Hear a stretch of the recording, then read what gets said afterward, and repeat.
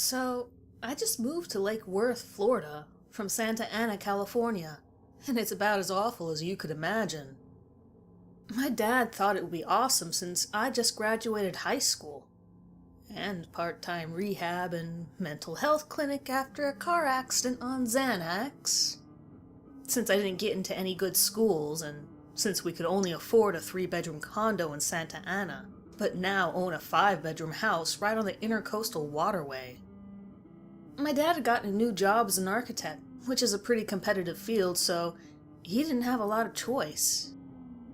As an RN, my mother didn't have any difficulty finding a new job anywhere. My 14-year-old sister Emma was thrilled, but she was a nerd and was hoping she'd be more popular here. My mom and dad were just happy to have found a huge place that was so cheap in comparison to California. There were some problems, though. First, Florida and California are only similar in pictures, and this place has the exact same climate as someone's crotch after a long run, and the hobos living in the park that was our new backyard had a much less timid aroma. It's flat and brutally humid, and even the breezes are like a disgusting breath, in comparison to California at least. Second was the people. Everyone here is a bit weird at least, and sometimes it's like an episode of Reno 911, except less exaggerated and more drug-addled and violent. Our backyard is a park, Bryant Park, which I thought would be a perfect place to go have a few drinks, smoke, and avoid the parents while I got wrecked. After the first month of extremely cheap drugs, I was mostly getting used to the place. So I was hoping there would be people my age out at night in this park, but no luck. It's mainly hobos and people walking their dogs. After my first few weeks in the Florida summer, I had made a regular habit of venturing out once the sky turned dark orange and turquoise as the sun went down, to get fucked up in the amphitheater where the hobos and other assorted junkies tended to congregate. It was pretty awesome, and kind of like an open-air drug market. Pretty common in Florida. I had more money than anyone there thanks to my parents, so people just came up to me with fun new ways to waste time, and most of them were no more or less creepy than any other Floridans. I heard them mention every now and then that someone or another went missing. Hobos have a tendency to move around, so who knows? Most didn't seem to want to elaborate at all. They usually just sipped their booze while carefully watching the people who occasionally trotted up and down the seawall, especially the ones who took time to gaze at the spectacular view of the water. People did that a lot, but whenever someone did it for too long, the hobos would all watch them, no matter how stoned or fucked up they were, and whisper amongst themselves about who that person might be. The park was a long walkway, of about 1.5 miles, along the waterway with my house at one end near a children's park and exercise area, a long walk leading to a strange cross-shaped pier with a dock right next to it, with a shuffleboard court in front of it, and finally the amphitheater. The views of the water, mangrove islands, and the greater island across the way are about as good as you can expect to find in Florida, since there are no mountains or hills to provide vantage points. After that is a long walk under a bridge to 2 piers, one of which twisted out into a small man-made grove island called the Snook Islands, which were nice during the day. No one slept on the piers, either the cross-shaped one or the 2 on the far end of the park. I met a guy named Ricky, though, a short Guatemalan immigrant that slept in the amphitheater and had long, straggly black hair. He always wore a black and red flannel shirt that must have been hell in the Floridan heat. He had strange, cheap-looking tattoos, but he gave me a bag of shrooms once in exchange for a ride to Caridad, a free clinic, so we both considered each other cool. He slept on the end of the park opposite my home, near the auditorium. He used to help boats out near the docks for money, but a dirty cop used to shake hobos down for the cash, and people got into the habit of avoiding handouts in an attempt to avoid attention. He told me people came and went, but that the pavilion near the Children's Play Center on the south side near my home was the safest. I had wondered why the homeless seemed to congregate near my home, and the auditorium instead of the well-covered pavilions and temple-like structures on the strange piers. When I took him to Caridad, he went over his perspective of the area.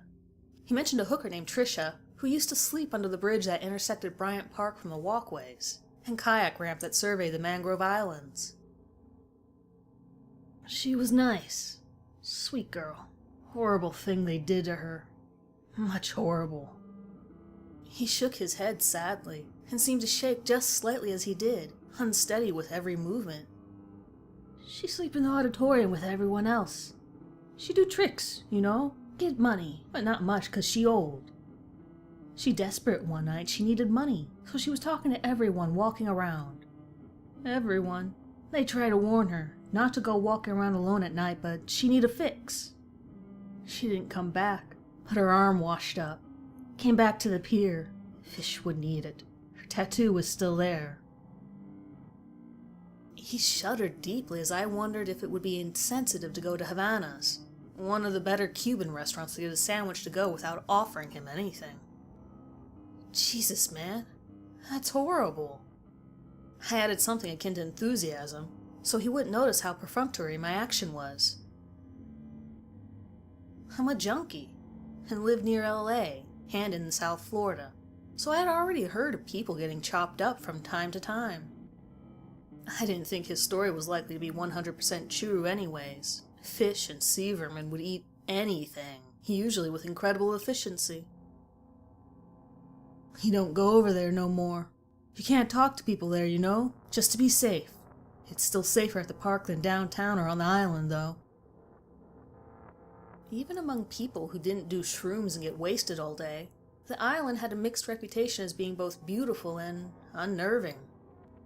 It had some of the nicest architecture in Florida, with wide streets that once allowed horses in many areas, and arabesque-influenced turrets adorning otherwise colonial-looking buildings that stood out defiantly among newer buildings of various quality. It was relatively expensive to live there. Not in comparison to California, of course, but it was absolutely beautiful, with a style and layout that was distinct from any place outside of South Florida. The disemboweled remains of some 17-year-old illegal immigrant housekeeper girl had been found in a room in the Flagler mansion just weeks earlier. The news blamed gang warfare in the Hispanic community across the water and wondered if police precautions had been stepped up enough. According to several very influential and respected hobos, her family was still trying to get police to look into why the autopsy showed her lungs had been filled with smoke and water before she was disemboweled, when there was no water on the body or smoke or fire damage in the ancient wooden pantry she was found in. The homeless avoided the island like the plague, and it had nothing to do with the police. It was widely understood that one could sleep on the beaches without fear or harassment. So, where else do you guys sleep? He perked up at an inherently brighter subject. I noticed a lesser Cuban restaurant on the side of the road, which strengthened my resolve to enjoy my dad's M3 all the way across town for the good shit with my new hobo friend. I like the park up by Okeechobee, but it's always crowded. Pretty place. Calm. Comforting.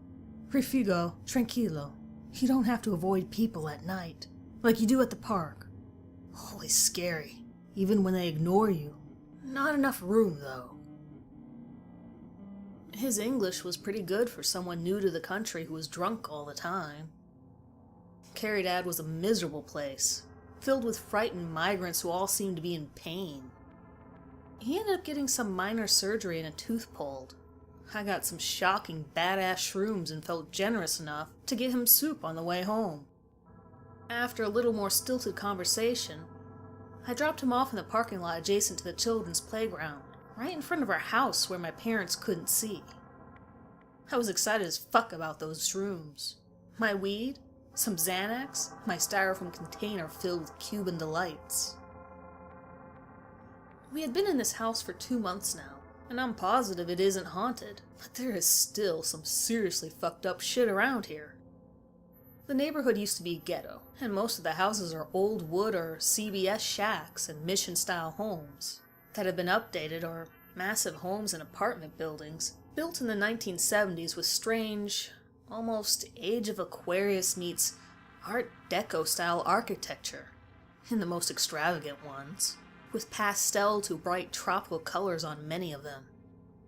It's recently recovered from the real estate disaster and is now pretty expensive, especially a handful of true Art Deco towers at the end of the strip of bars and restaurants that passes for nightlife, that intersect the intercoastal with the main traffic artery of the area, which then heads to the ritzier Palm Beach Island over a large bridge. There were absolutely no young people around. No one my age or even close that seemed to come out in public even during the summer, aside from the beaches which were always packed. 3 weeks after the trip to Caridad, I about had it. I wasn't about to introduce myself to anyone at the beach, and I was getting tired of getting wasted by myself. Or worse, with the hobos. I found out about the pill mills, doctors' offices where narcotics flow freely, but spent the majority of my time at the pitiful Wellington Green Mall. It was far away from my place, had nothing in it, and I had so far failed to successfully introduce myself to anyone I found attractive there. My being fat and awkward probably didn't help, nor did my being wasted. One night, instead of hanging out with the hobos, I decided to go for a long walk while listening to music. The park was empty, as it usually was the moment the angry, brilliant oranges, turquoise, and purples of the Florida sunset receded in the horizon. I was getting tired of the smell of spilled malt liquor and piss. After I passed the auditorium, with its enclave of homeless, the path along the seawall quietly ducked under the bridge, where not a single car seemed to be passing. It seemed like a better place to sleep, even with the occasional car, than the auditorium with its bright lights and occasional weird buzzing from a device meant to frighten birds away. As I reached the edge of the bridge, I noticed a tiny dachshund running up to me yapping. I took off my headphones as if expecting it to have something important to say. "What's the matter, buddy? Are you missing your human?" I asked the little fella in the voice we all use around cute animals. It was yapping frantically, and I noticed its leash was still attached to its collar, but no one was holding it. When I leaned forward to try and get its collar a leash, it backed away, frightened and yapping more. Then I noticed at the other end of the underpass what looked like the dog's corresponding human, a big, meaty dude. He was wearing what looked like a dark gray hoodie that was, even from the distance in the dark, clearly too tight.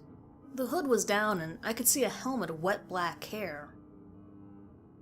I'm about 6'3", and this guy looked huge to me, so I'm guessing he was at least 6'6", and looked like he was part fridge. He was standing by the seawall, staring out at the water. There was no one else around, so I assumed it was his dog. I heard some yelling from the auditorium and decided that this was more interesting than whatever bum fight was behind me. He was at the other end, in a small benched area near the kayak launch that was obscured by the bridge. It was far enough to believe that the dog had somehow gotten away from him, and maybe he was letting the dog explore that option. "Excuse me, sir. I think your puppy got away." The dog was still yapping and running almost up to me before running away, but not quite within range of the man. The man didn't bother turning around. He dropped something in the water, and whatever it was fell in with a splash. His hand relaxed to his sides, but he didn't bother acknowledging me or the energetic dog. The bridge itself is a 4-lane one, so the area underneath the bridge is pretty large. "Hey, is this your dog? Is anyone else over there?" I walked up to him, unable to see past the concrete wall that held up the bridge, to know if there was any other potential dog owner over there, possibly looking for their lost friend. The bum fight, or whatever, grew in intensity, and I could hear someone shouting something in Spanish. "The little guy seems lost. He has a leash, but no one to hold it.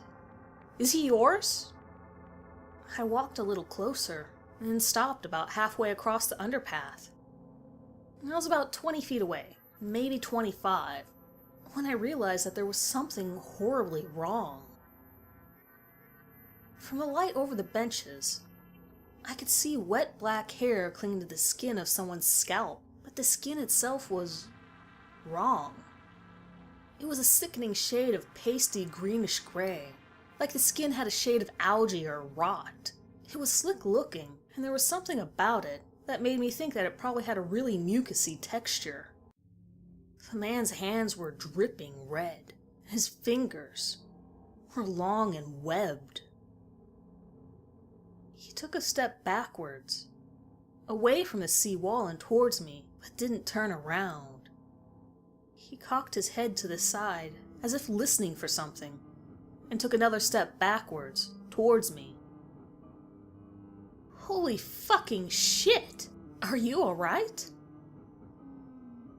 For some reason, despite suddenly being very afraid of this man, my reaction was to ask if he needed help. He still stood like a statue, both arms at his sides. I took another few cautious steps forward, in the vain attempt to get a better look around the corner, when suddenly, the man's head turned to face me.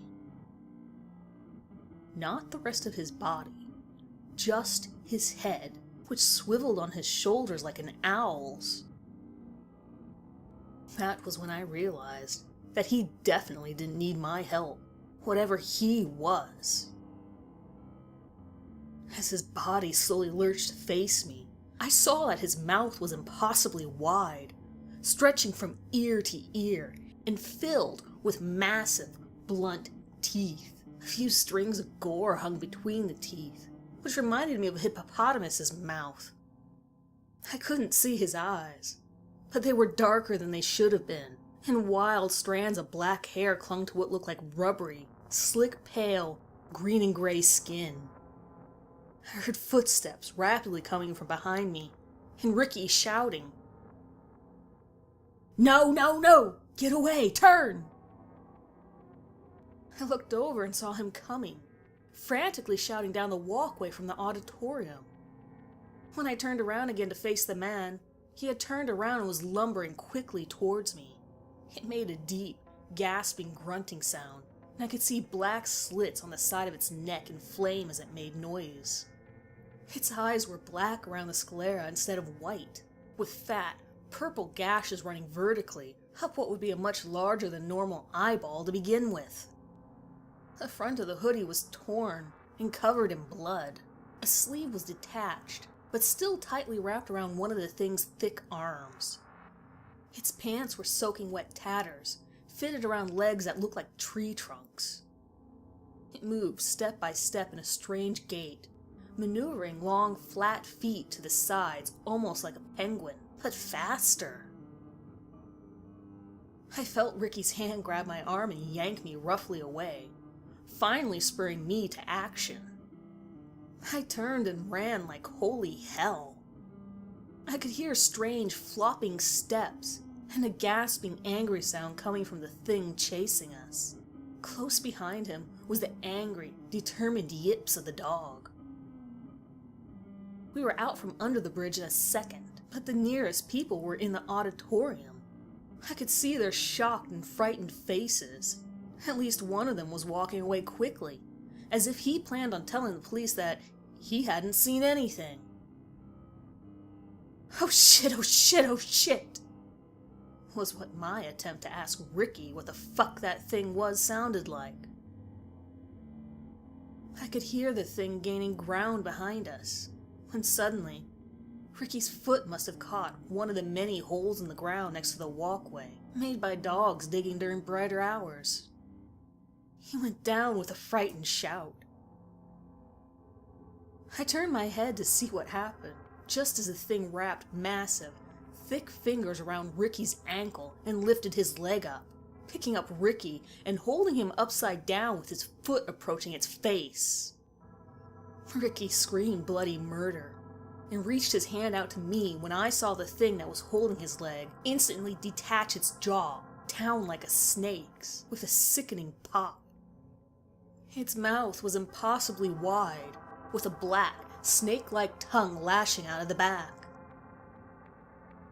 Before I could take a step in either direction, it closed its mouth with a horrible crunch, and I could see shards of bone and gore fly from what was left of the bottom of Ricky's leg.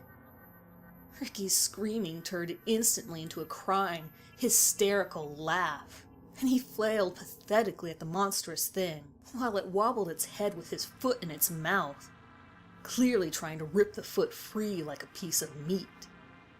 Its eyes were closed and seemed suddenly pressed under the skin of thick eyelids. "Help me! Help me!" Ricky screamed desperately while flailing at whatever he could reach, his voice warping with pain and terror. The thing holding him turned away from me, Ricky in hand, while I slowly stepped away. I wish I could say I was more heroic, but I probably wouldn't be around to say anything if I was. In one smooth, fluid motion, the thing maneuvered over to the seawall with Ricky in hand and simply fell backwards into the water. He let out one last anguished cry, his arms flapping against the concrete in a desperate attempt to keep himself from going over. But first his leg went over, bending at a horrific angle with a grinding crunch, as the weight of the thing pulled him into the water immediately over the concrete edge. "Ricky, no!" For the split second, where the thing wasn't visible, but Ricky was, I took a step in his direction and saw his eyes as he reached out. But his leg was completely over the wall in the next split second, and the back of his head smacked into the concrete. Just 3, maybe 4 feet away, I saw his limp hand slide over the concrete and into the water below the other side. A bloody trail was all that was left of him, as the yapping Dachshund and I stared at the place where they had disappeared. In just 2 seconds, that thing had picked him up, taken a bite out, and gone back to the water. After a few seconds, maybe even a minute, I noticed the reflection of blue and red lights, and the siren that let me know Ricky's last words were heard. I turned and ran like hell. When I got home, my lungs burned and my vision was blurry. I ran straight to the bathroom and puked. My mom asked me if I had too much to drink, and I just weakly nodded yes. Thank God there aren't any cameras around, or the cops probably would have found me and asked me a lot of questions. I wasn't sure if it had actually happened or not the next day. I drove over the bridge and looked down at where Ricky disappeared, but I didn't see any blood. I was inclined to believe that maybe I was tripping balls or something, but I saw in the Palm Beach Post sometime later that a young woman had gone missing while walking her Dachshund, and that the familiar-looking dog had made it home. Police were offering rewards for any tips, but I doubt anyone told them Ricky was missing to begin with. The hobos would never say shit. I would never go walking at that park again, and told my parents and sister how many dangerous junkies were there at any chance I got. I told them I'd gotten mugged and some other crazy shit. I tried to make it as scary as possible while being realistic. I made plans to move out the next day and got a shitty telemarketing job to make sure it was possible. I slept in my car in a Walmart parking lot instead of my bed. It was nice and cozy, a few miles inland. I was terrified that whatever the thing was, it might take an interest in my family, or not give a shit how far away from the water I was. It's been about 6 months now, and I finally worked up the nerve to go back last night for dinner. As I was putting away some dishes from dinner, I saw Ricky's red and black flannel shirt again, through our sliding glass back door. Something was wearing it, standing next to the seawall. This time, it wasn't pretending to look out over the water. I tried desperately to pretend that I didn't see it staring at me,